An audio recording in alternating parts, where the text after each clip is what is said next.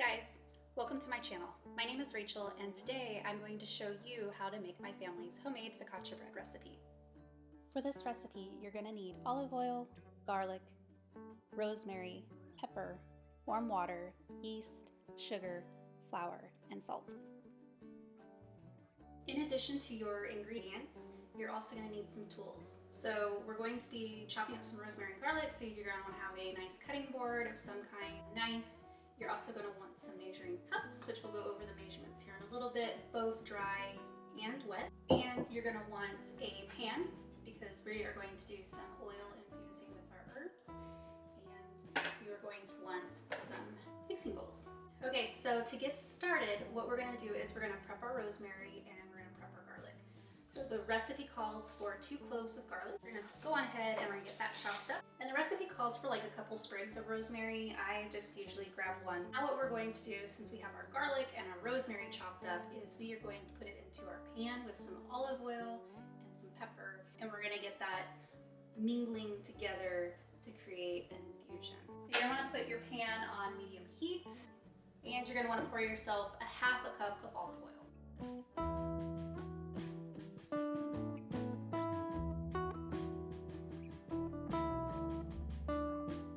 So we're going to take our olive oil and we're going to take our garlic and our rosemary and some pepper and we're going to put it into our pan.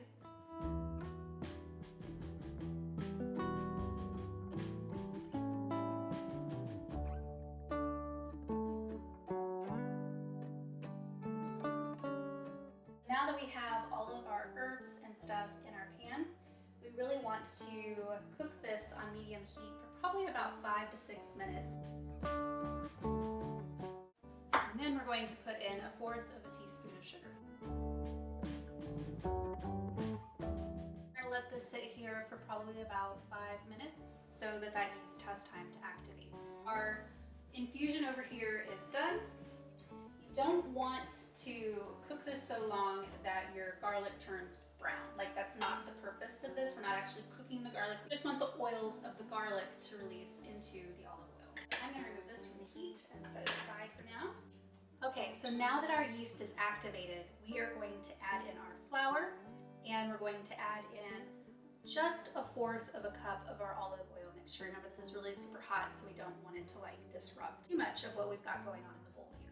So there are a lot of different ways that people measure their flour to get an accurate measurement. I am a little loosey-goosey when it comes to my baking. I know that that will make any professional baker just want to cringe if they watch this video. I am not a professional. I personally have never had any problems with my recipes not turning out. I haven't been exact on my measurements. I know it's not good practice, but the way that I measure flour is, instead of doing the spoon method, which just drives me bonkers to have to spoon it out, I use a scoop. I get a really, really good size chunky scoop in there, and then I take the back end of a butter knife and I just tap and I scrape it off. We're gonna need that again, so I'm gonna leave it out. Put this in here. We're also gonna need this again, so I'm also gonna leave that out. I need 1/4 of a cup of our olive oil mixture. That's 1/4 cup. Mix that in. And at this point, you don't really want to like super mix it. You just want to kind of give it a little tussle and kind of get most of it wet. I don't know if you can see the spoon here. It's kind of like gloopy, but you can see some like dried bits. That's perfectly fine. And then we're gonna let this sit for 5 minutes. So while this is sitting, I thought I would tell you a little bit about this recipe. We use it for a very specific purpose in our house. We create a focaccia pizza with it. And at the end of this video, I will show you how to make the focaccia pizza once the focaccia itself is done, and then how to put the pizza ingredients on it. And if you're not going to bake it the same day, this is actually a recipe that you can make ahead. And instead of allowing your dough to rise in its first proof out here on a counter, you would actually let it rise overnight in the fridge if you want to make it ahead of time. So that's totally doable. I'm not making it, well, I'm kind of making it ahead of time, so I want to bake the entire thing today because I have to work tomorrow. But I'm going to actually make the pizza portion of it tomorrow, and then I'll put that in the end of this video so that you'll be able to see it. But it'll be ready for me to actually just slap the pizza ingredients on it after work and just pop it in the oven for a quick little toast, and it'll be So good. Now that this is done with its first little proof, we are going to put in our remaining 1.5 cups flour, and we're gonna put in half a teaspoon of salt. We're gonna get that all mixed up.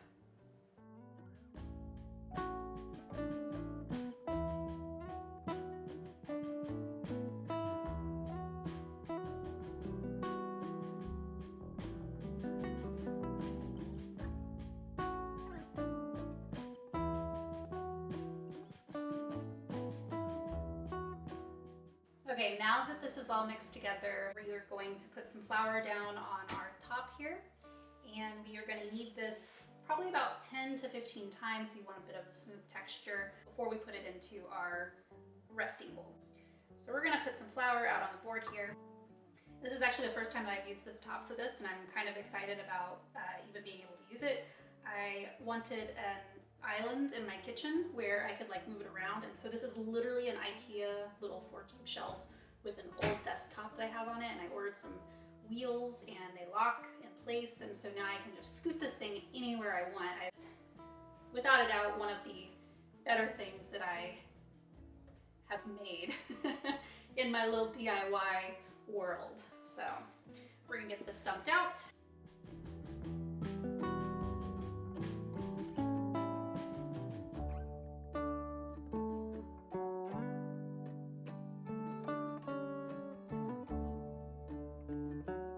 So that's about 15, and if you look at the texture of it, it is very smooth and it's pulled together. So now what we're going to do is we're going to put this into an oiled bowl, and it's going to rest for an hour. So the way that I just oil my bowl is I just throw some olive oil in there, and I grab a paper towel, and I finagle that around the edges, like so. Take my dough, and you're going to want to put it in the bowl, and then you're gonna wanna flip it. And that kind of gets oil all over the dough and gives it an opportunity to kind of absorb that and soak it in. And then we're gonna cover this. I'm gonna take some paper towels and I'm gonna soak them in super hot water, and then I'm just gonna kind of lay them over the top. And then to trap in the heat, I'm gonna put over a hand towel.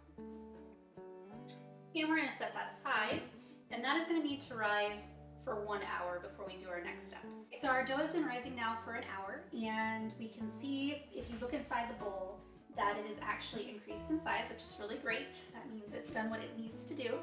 And so what we're going to do now is we are going to take 2 tablespoons of our olive oil mixture with the rosemary and the garlic in it. We're gonna put it on the pan. And then we're gonna put our dough in the pan. In the meantime, we're going to set our oven to preheat at 450 degrees. What we're gonna do is we're just gonna take a couple tablespoons of olive oil, and this doesn't have to be exact.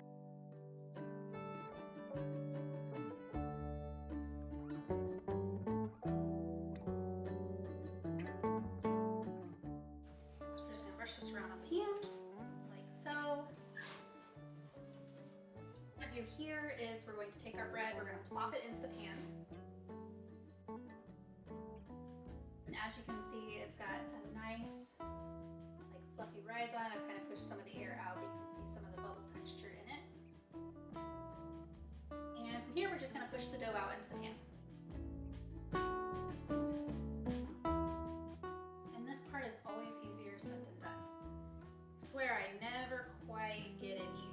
Which is fine, because you know, when you eat pizza, some people like thick crust and some people like thin crust, so. It's pushed into the pan, it's gonna look like this. The next thing you wanna do is you wanna create dimples. So that's kind of like one of the trademarks of focaccia. It's got all these little pits in it at the top, and that's from fingertips. So you just kind of want to do this throughout the top. And the idea here is that it gives these great little pockets for that olive oil that's been infused with herbs to just kind of sit in while it's baking. So when you're done with that, it should look dimpled like this. Then to complete it, before we do the second rise, is we're going to take all of our olive oil mixture and we're going to pour it over the top.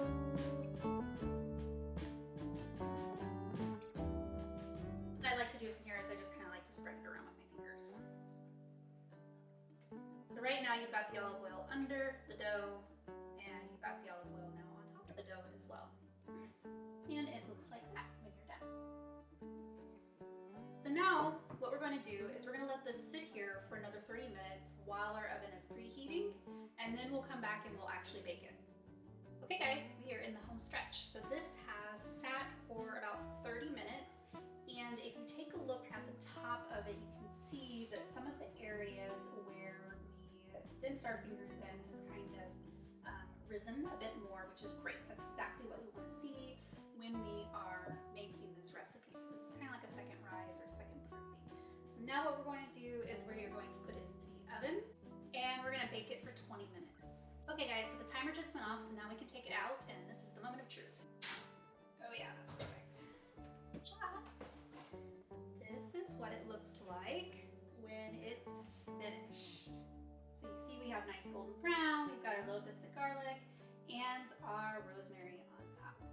So now what we're gonna do is we're gonna set this aside, and we're gonna let it cool down for a while, and then once that would cool down, I would typically come in and I would put the ingredients on top. But like I said, I wanna make this for dinner tomorrow, so I will come back and show you guys exactly what I did to make this recipe and finish it off.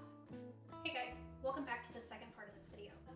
Right now, I'm gonna take the focaccia that I have just unwrapped from yesterday, and I'm gonna turn it into what we call stegosaurus sandwich in this house. So when we started making all these recipes as a family, the boys and I, we came up with some crazy names for a lot of different things. Like we had Raptor's Delight, which was this super meaty pizza, and then we had stegosaurus sandwich, which on its own is not really a sandwich, but it just kind of flowed better. As you can tell, at the time that we named these things, the boys were going through their dinosaur phase. Stegosaurus sandwich, which is technically, I believe, a version of the margarita pizza.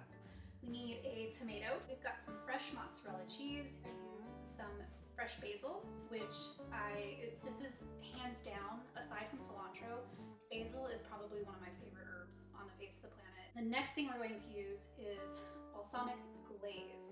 Now, technically you can make glaze on your own. If you don't have balsamic glaze, you can take balsamic vinegar and you can reduce it down into a glaze, but I am impatient. I want it immediately, so I purchased glaze pre-made. We are gonna take and we're gonna slice up our tomato and we're gonna get that going.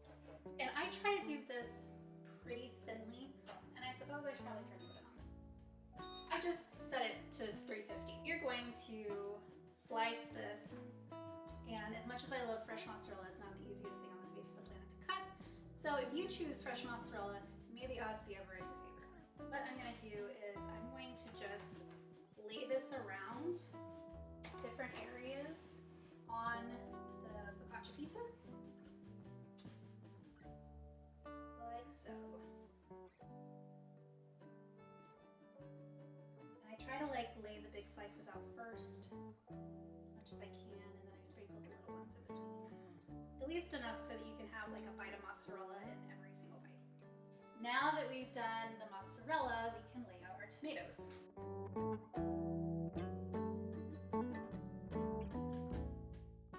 So we are going to take just a few of the big leaves. And if you've never sliced basil before, the way that I like to do it is I like to roll it up. I'll show you what I mean. So we've got our little basil leaves all here. So I like to lay them out just like this. And then what I'll do is I will just kind of like roll them together like so. A nice little burrito of basil. And I just kind of give it a big slice. So then what I'm going to do is I'm going to bring the focaccia over here, and I'm going to take this and I'm just going to sprinkle it around like so. Once we have completed this portion, we're going to take our balsamic glaze and we're going to drizzle it over the top.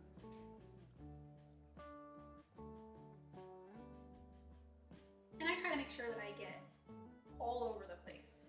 We are now going to stick this into the oven, and we are going to bake it for no more than 10 minutes. I don't want this bread to become even drier than it already is since it's fully baked.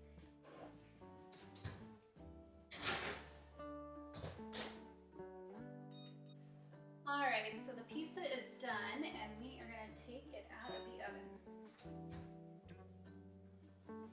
Oh yeah, that's perfect.